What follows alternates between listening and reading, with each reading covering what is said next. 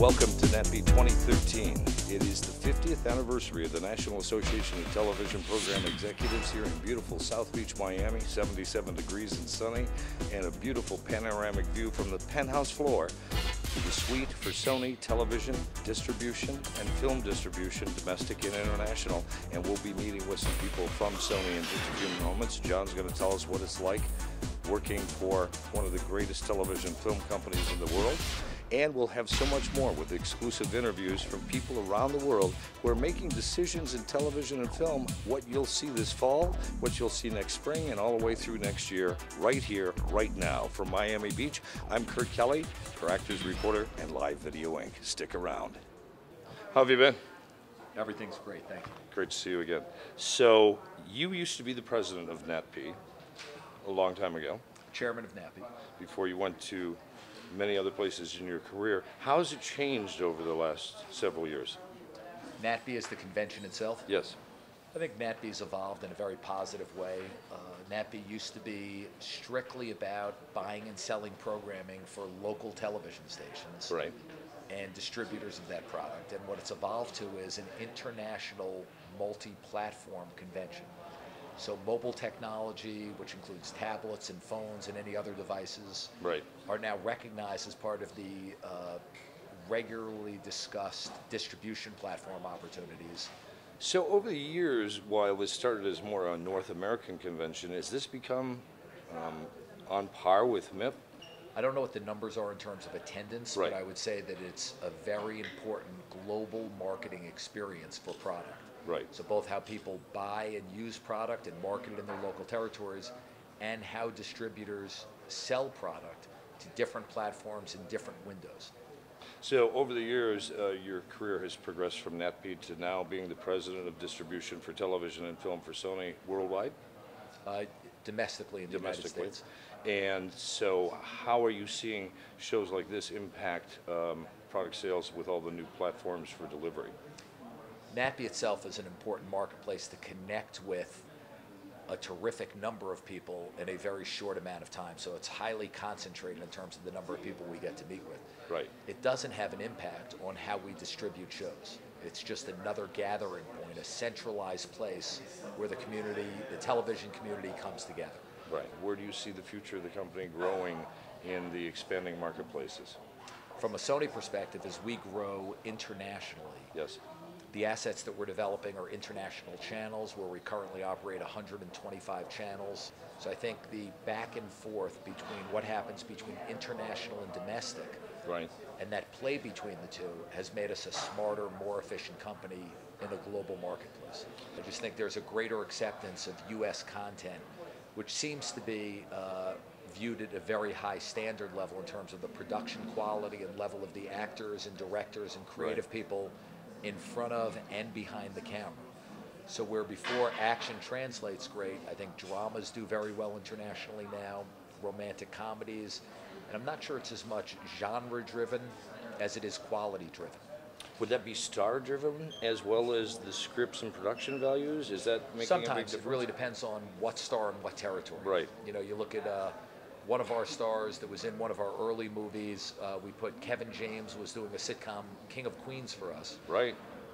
Big and we show worked here in with the Kevin. US. Right, and we put Kevin in the movie Hitch. And in Hitch, he really developed his movie chops in terms of being a feature film actor. And again, back to the question of, you know, do certain stars resonate internationally? Kevin has a huge fan following in Germany, for example. I wouldn't have known that. You would not have known that unless we're talking. Yeah. So it's one of the many valuable pieces of information you get here. So really depends on what actor and what territory, and then what kind of a product are they in, how well they get received in that.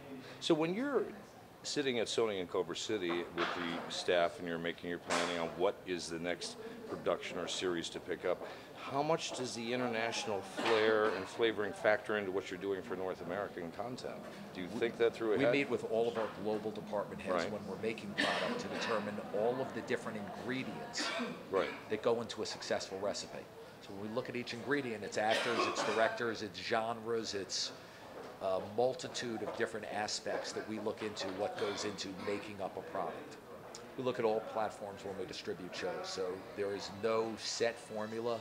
every product takes on a unique distribution path, and that depends on where we think it'll resonate best, what the length of the content is.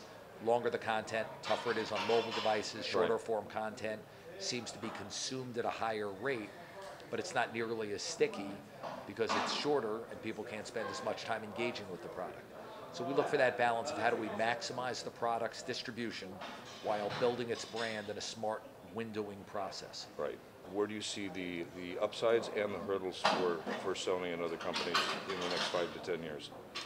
We don't look at it as hurdles. Right Glad now, to hear that. Yes, in the world of supply and demand, there are new technologies that are constantly being introduced, new platforms that are being developed weekly, new things being announced, and there's a much greater demand than there is supply growth. Really? So what content does is fuels every one of these platforms. No one watches a tablet. People watch content on a tablet. On a tablet, no yes. one watches their phone, they watch content on the phone. Right.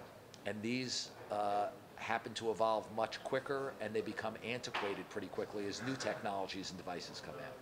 So for us being in the content business, which drives every one of those different platforms, we feel we're in a very good position moving forward, where the hurdles really exist for folks that are developing these platforms and technologies. How do they create longevity for those products in a world of a highly competitive, creative, technological marketplace? So as we look at this massive distribution channels, does that open up the door for new producers and directors to come to Sony? We love meeting with everybody.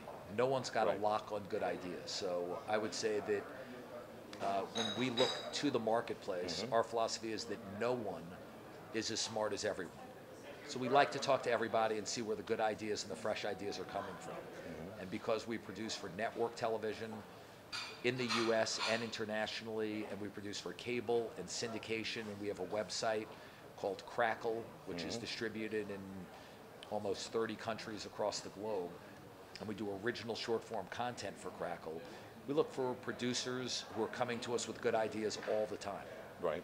How would someone submit to Sony? Is there a certain channel to come through so you're submitting things properly and not getting lost in the shuffle? They go straight through our production department, whether that's directly or if they have an agent or a manager who knows how to contact us. It's a pretty direct way in terms of reaching us to pitch content. Fabulous. I really appreciate you taking time. I know you have an incredibly tight schedule here, and I wish you many years of continued success. Thank you. Always a pleasure sitting with you. Thank you very much.